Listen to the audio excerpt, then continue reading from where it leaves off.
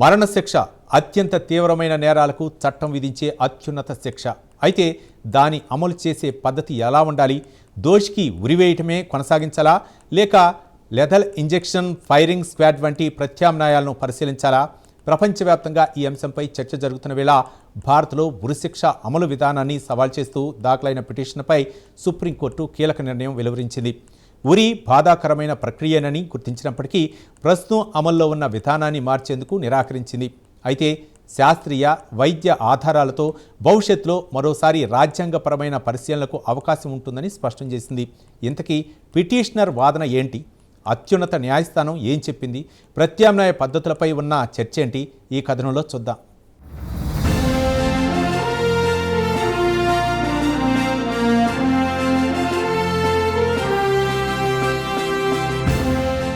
భారత్లో మరణశిక్షను ఎలా అమలు చేయాలన్న అంశంపై దాఖలైన పిటిషన్కు సుప్రీంకోర్టు ప్రస్తుతానికి ముగింపు పలికింది. సీనియర్ న్యాయవాది రిషి మల్హోత్రా దాఖలు చేసిన పిటిషన్ను జస్టిస్ విక్రమ్నాథ్, జస్టిస్ సందీప్ మెహతాలతో కూడిన ధర్మాసనం కొట్టేసింది. క్రిమినల్ ప్రొసీజర్ కోడ్లోని సెక్షన్ 354 క్లాజ్ 5 ప్రకారం మరణశిక్ష పడిన ఖైదీని మెడకు ఉరి బిగించి మరణించే వరకు వేలాడదీయాలనే నిబంధనను రాజ్యాంగ విరుద్ధంగా ప్రకటించాలని పిటిషనర్ కోరారు. కానీ ప్రస్తుతం అమల్లో ఉన్న పద్ధతిలో న్యాయస్థానం జోక్యం చేసుకోలేమని తేల్చి చెప్పింది.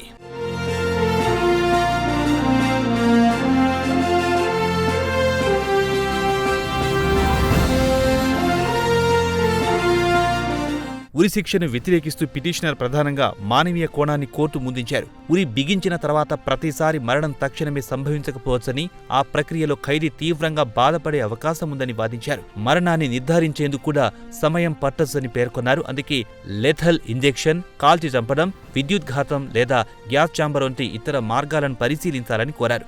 మరణశిక్ష విధించడమే చట్టపరమైన నిర్ణయమైనప్పుడు దాని అమలు అవసరమైన శారీరక వేదనకు దారితీయకూడదనేది పిటిషన్లోని ప్రధాన వాదన. ఈ నేపథ్యంలో ప్రత్యామ్నాయం అంటే అది తప్పనిసరిగా మరింత మానవీయమైనదేనా అనే ప్రశ్న విచారణలో కీలకంగా మారింది. అమెరికా సహా పలు దేశాలు వినియోగించిన లెథల్ ఇంజెక్షన్ విధానాన్ని పిటిషనర్ తరపు న్యాయవాదులు ప్రస్తావించారు. లేదా ఉరి లేదా లెథల్ ఇంజెక్షన్లో ఏదో ఒకటి ఎంచుకునే అవకాశం ఖైదీకే ఇవ్వాలని వాదన వినిపించారు. కానీ లెథల్ ఇంజెక్షన్ పూర్తిగా నొప్పిలేని పద్ధతి అనే అభిప్రాయానికి ఏకాభిప్రాయం లేకపోవడంతో అత్యున్నత న్యాయస్థానం పిటిషన్ను కొట్టేసింది.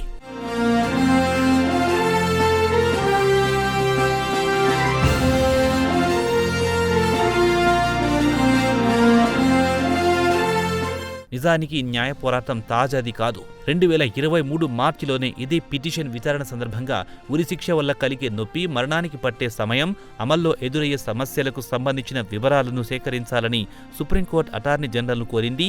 అదే ఏడాది మేలో కేంద్రం తరపున అటార్నీ జనరల్ ఆర్ వెంకటరమణి కీలక విషయం వెల్లడించారు. మరణశిక్షను అమలు చేసేందుకు ఉరి కంటే మెరుగైన ప్రత్యామ్నాయం ఉందా అనే అంశాన్ని పరిశీలించేందుకు నిపుణుల కమిటీ ఏర్పాటు చేసే ఆలోచనలో కేంద్రం ఉందని కోర్టుకు తెలిపారు. అంటే ఈ అంశంలో న్యాయపరమైన చర్చతో పాటు వైద్య శాస్త్రీయ పరిశీలన అవసరమనే అభిప్రాయం అప్పుడే బలపడింది. తాజా తీర్పులోని సుప్రీంకోర్టు కేంద్ర ప్రభుత్వానికి ఉన్న అవకాశాలను పూర్తిగా తోసిపుచ్చలేదు. ఉరిశిక్ష అమల్లో కలిగే బాధ, మరణశిక్ష ఎదుర్కొంటున్న ఖైదీ గౌరవం, రాజ్యాంగ లక్ష్యాలను పరిగణలోకి తీసుకుని మరింత మెరుగైన మార్గం అందుబాటులో ఉందా అనే అంశాన్ని నిపుణుల కమిటీ ద్వారా అధ్యయనం చేసేందుకు కేంద్రానికి స్వేచ్ఛ ఉందని స్పష్టం చేసింది. భవిష్యత్తులో విశ్వసనీయమైన వైద్య శాస్త్రీయ ఆధారాలు అందుబాటులోకి వస్తే ఉరిశిక్ష అమలు పద్ధతి రాజ్యాంగబద్ధతను మరోసారి పరిశీలించేందుకు కూడా అవకాశం ఉంటుందని తెలిపింది. దీంతో పిటిషన్ కొట్టివేసిన ప్రత్యామ్నాయాల చర్చకు మాత్రం ఫుల్ స్టాప్ పడలేదు.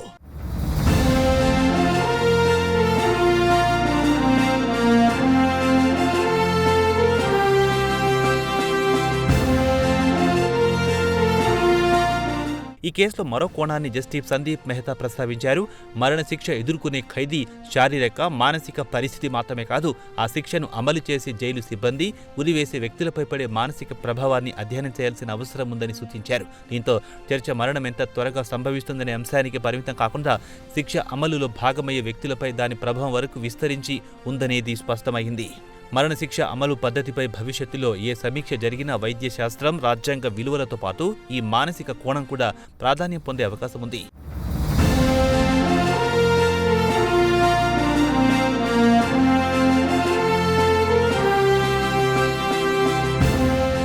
మొత్తంగా ఉరిశిక్ష అమలు విధానంపై సుప్రీంకోర్టు తీర్పు 2 అంశాలను స్పష్టం చేసింది. ప్రస్తుత చట్టపరమైన విధానంలో తక్షణ మార్పు చేయలేమని క్లారిటీ ఇచ్చింది. అదే సమయంలో మరింత తక్కువ బాధ కలిగించి ఖైదీ గౌరవాన్ని పరిగణలోకి తీసుకునే ప్రత్యామ్నాయం శాస్త్రీయంగా నిరూపితమైతే భవిష్యత్తులో పునఃపరిశీలనకు అవకాశం ఉందని వెల్లడించింది.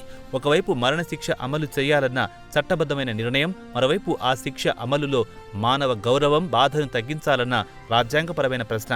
ఈ రెండింటి మధ్య సమతుల్యత ఎలా సాధించాలన్న చర్చ మాత్రం కొనసాగనుంది.